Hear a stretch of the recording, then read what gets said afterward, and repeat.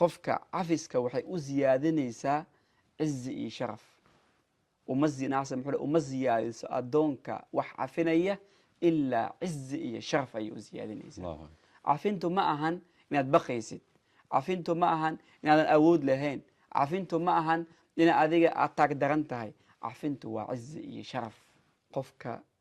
waxaa mudan waxay tahay inuu ku dadaalo cafiskaas si qalbigiisa uu u dego, laabtiisa ilaahay subxaana wa tacaala uu u qaboojiyo, jannadaasi ugu abaalmariyo.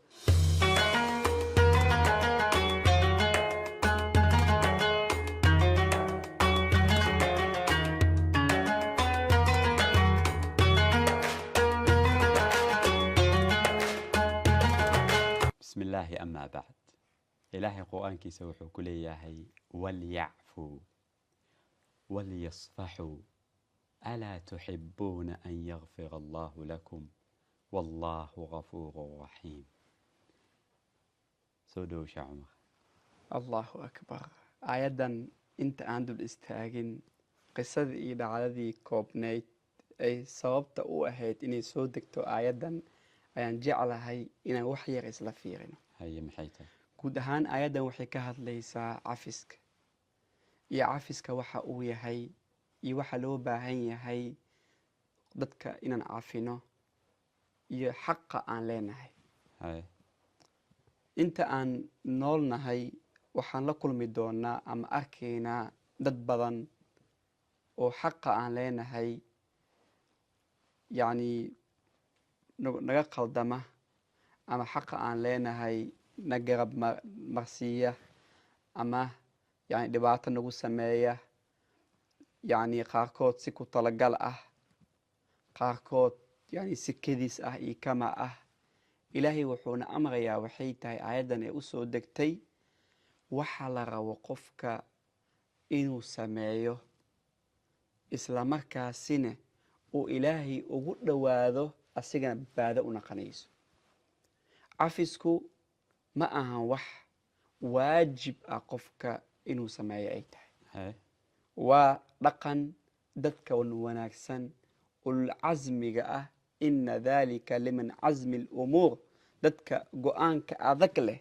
oo ixsaanka sameynaya ayaa sameyn kara, qof kasta ma sameyn karo. ilaahay wuxuu tilmaamay oo xaqa bani aadamka uu yahay fain caaqabuu facaaqibuu bimithli maa cuuqibtum bih. yani haddii qof wax qaldan kugu sameeyo adigana waxaa kuu banaan in dee sidaas oo kale aa ku samaysid. wajazaau sayi'atun mithluhaa. ilahay sooma dhihin abaalmarinta xumaantu waa xumaan kale qofka lagu abaalmariyo. hadduu qofkaas culimmada fiqiga waxay sheegaan hadduu qof kale uu ku dhaho dameer maa tahay adiga, haddaa ku dhaho adigan adaa dameer ah dambi kuma lihid, asaa xubaan qofkan kugu sheegay sida caadiga ah waay. ama adigaa dameer haddaa dhahdid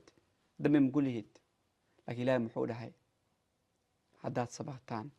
oo aada cafisaan. wuxuu tilmaamay dhaqan wanaagsan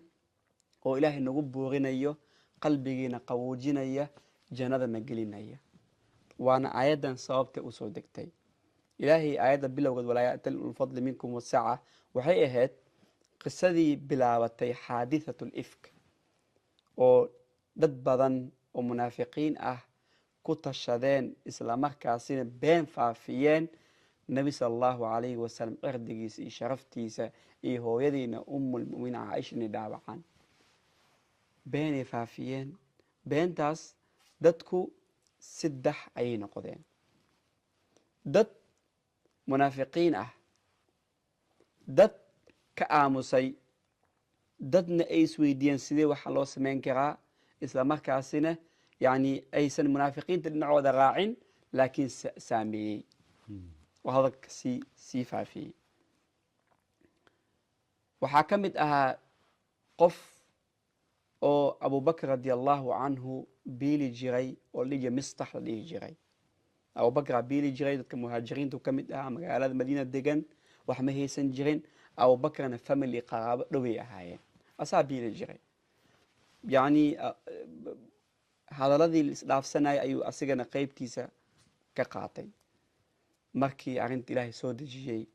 oo caaisha radi allahu canha la baryeelay oo munaafiqiinta iyo waxa ay sameeyeen iyo lagu ciqaabiyey wixii lamid ahbo kadib abubakar wuxuu go-aan gaaray qof ani aan quudinay aan biilay wax kasta oo familkii qaraabadeeda ah intuu ani difaaci lahaa mu asigana xumaantii iyo beentii yani ka hadlay biil damba ma siinay waan ka goynayaa taasuu go-aansada abubakar kadib baa ilaahay subxaana watacaala aayadahan soo dejiyey maadaama qofkan saxaabiga ah mistax uu ka toobad keenay isla markaasina qaladkiisa iyo gefkaas dhacay oo ku fidnoobay yacni ilaahay subxaana watacaala wuxuu amray in liscafiyo oo lissafxo isla markaas ilaahay subxaana watacaala dadka wax cafinaya uu jecel yahay ilaah muxuu dhahay walyacfuu ha iska cafiyaan cafiska maxay tahay laba dhinac way noqon kartaa in qof aad ka aarsan kartid aad ka aarguudsan kartid laakiinse adigoo awoodo inaadan waxaas ka aargudsanin aa iska cafisid safxigana muxuu yahay in qofka markaad cafisid oo niyadaada aad saafi ugu dhigtid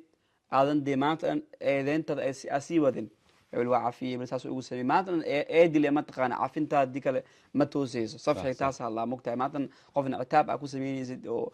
asla kashe ma ahan ilahi wuxuu dhaha kadib alaa tuxibuuna an yakfir allahu lakum haddaa rabtaan in laydin cafiyo dadka cafiya ilahi magaciis maxaa ka mid ah alcafow ilahi wuxuu ku leeyahay kadib haddaa rabtid in lagu cafiyo ay dadka cafi kii abubakar markuu aayadan maqlay wuxuu dhaha waa jecel ilaahay cafiyo wuu cafiyey isla markaasina safxiguu sameeyey biilkii iyo wixii ayuu usii waday waxaa ka dareemaysaa dulqaadka saxaabiga jaliilka ah siduu ilaahay ugu dhawaado inuu u jecel yahay lidaalika qofka cafiska waxay u ziyaadinaysaa cizi iyo sharaf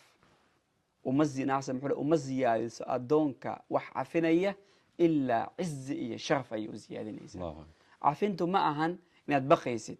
cafintu ma ahan inaadan awood lahayn cafintu ma ahan ina adiga aad taag daran tahay cafintu waa cizi iyo sharaf wax kale ma ahan ilahi muxuu dhahay faman cafaa wa aslaxa faajruhu cala allah qofkii cafiya haddana wanaajiya ajarkiisa iska leh allah ilaah bixinaya yani ajarka lama sheegin maalinka dadka waa loo wici doonaa dadka wax cafiyey si gooni ayaa loo abaalmarin doonaa oo aan la mid ahay dadka kale culamadu waxay ku fasiraan ayadan faman cafaa wa aslax sida cuthaymiin iyo xuseymi culamada xitaa badan ka hadleen ayadan wax badanna baraysaa ilahi muxuu faman cafaa wa aslaxa ma ahan qofka waa cafisay lama rabo qofka waa cafisay inaan ka dhaqaaqdid ma ahan inaad wax ku bartidaa la rabaa inuu wa aslaxa inuu dee qaladkaas si uusan mar kale u gelin inaad u tilmaantid aa u sheegtid aa la rabaa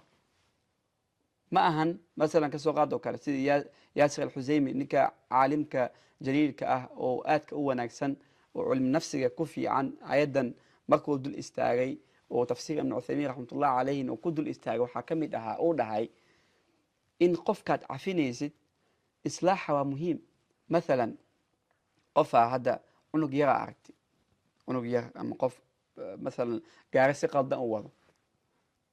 gaariga si qaldan u waday waa isku dhacdeen cunugaas ma telefoonka qoranaysaa miska bax ma dhihaysaa farsegringa dadkan iyo maxaliya ama dowladda shurta may waa in cafinta inta aan la gaarin waa aslaxa la rabaa horta in la hagaajiyo cunugan inuu baaburkan wado waa khalad soo maahan ama waalidkiis ama booliska ahaat waxidun ahaat waa in la hagaajiya qasab adi xaqaaga waa cafin kartaa baaburkaaga lakin islaaxa qofka cunugan siisa markale ugu noqonin waa in la tusaa wixii wanaagsan oo lagu jiheeya lama rabo keliya qofkan waa cafiyey qofa dhaqbac ku waa iska cafiyey dhaqbac ku maya waa in cafiska lagu sheegayo midna waa ka hortag waa mathalan dad qaarkood waxay isku dayayaa in adiga ku dhibaateeyaan dhibaatadooda waa lismoogsiiya mathalan ninaa waxaa la dhahay ninaa qof wuxuu raba inuu caayo dad qaarkood waxaa jira mogtahay si dadban inay kugu caayaan ama kugu dhibaateyan ama kugu xanaajiyaan ay rabaan waxaa la dameer maataa lagu dheh maxaa lagu dhahay adiga dameer maa tahay wuxuu dhahay may dameer mi wiilkiisa wuxuu dhahay niya uu ku caynaya aabbo mujidid miya صح may wuxuu dhahay dameer maa tahay waxaan may dameer mi muxuu joojiyey hadalkii joojiyey wuu ogyahay qofkan wuxuu damacsan yahay wuxuu joojiyey yani qofka wuu ka hortagaya kaas waa ka hortag waaye labaadna maxaa waaye inaad hagaajisid islaax la imaadid qofkaad cafinaysid aad wixii wanaagsan u tilmaantid tala aad siisid aadna cafisid wixii xaqa adiga aad leedahay ilaahay subxana wataala dartiisa aa u cafisid ilaahayna ajar kugu siinaya aan dhammaad lahayn adigana faman cafaa wa aslaxa qalbigaa wuu ku degayaa maanta ka waqa haddii boqolaal qof oo ku dhibaatay bani aadamka ma joogsanaa dhibaatadooda hadalkooda ma joogsanaa xumaatadooda ma joogsanaa haddii kulli dhabarkaa aa ku weysid maskaxdaada ka baqan waa dhibaato haddii 1000 qof maskaxdaada ku dhibaatay ku jiraan maanta dhaa ka fikiraysid waa dhibaato waxay keenaysaa xitaa in maxaa dhihi jiray laisku dhaco waalahay isku dhacaan mee qof waa famile qoys ah qalada iska galeen lisma cafin waa la kala dhaqaaqay waxay keentay qaraabada in la gooyo waxay keentay in laisnaco waxaa keentay in laisku been abuurto dhibaato badan ay keentay lidaalika ilaahay wuxuuna amraya cafinta in xitaa marka qaarkood qofkan yani cafinta adiga caafimaad ku tahay ilaahay qalbigaaga caafimaadkaaga dhiga maskaxdaada ku qawoojina haddii maanta in badan dadka maskaxdaada ku haysid oo maantana qof walba iyo wixii lamid ah aday mantaqaan hadhowdii way ku saameynaysaa ilaahay kadib dhaqanka wanaagsan oo ixsaan waay oo mu'miniinta baraya si qalbigooda kaliya ugu jiro allah subxaanahu wa tacaala bani aadam iyo dhibkooda dhibaatadooda dhan uga baxo waa in dhaqankaasi wanaagsan oo ixsaanka ah ay la imaadaan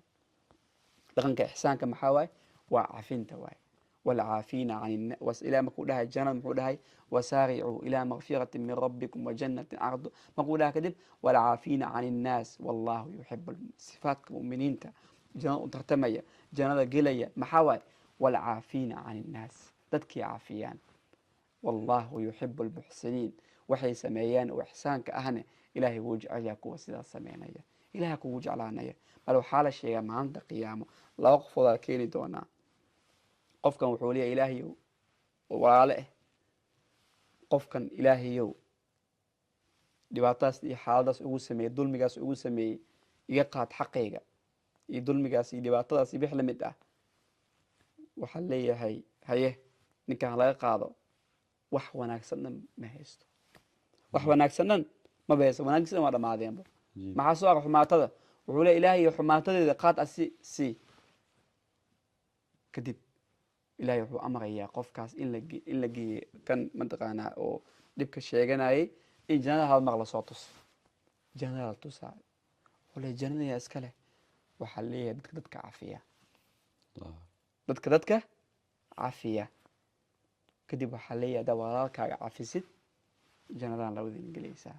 kadib labada way baxayaan jannadaas way gelayaan waa naxariista ilaahay cafinta xitaa waxaa ku helaysaa wax weyn oo dheeraad ah oo jannada ku geynaya oo ilaahay naga mid dhiga kuwaas lidaalika nabi sala allahu alayh wasalam markuu soo gelayay magaalada maka dhib kastoo lagu sameeyey xumaato kastoo lagu sameeyey muxuu dhahay waxaa idin leeyahay sida uu dhahay nabigiisu walaalihiisa laa tathriiba calaykum alyawm yakfir allahu lakum qofka saasaa la rabaa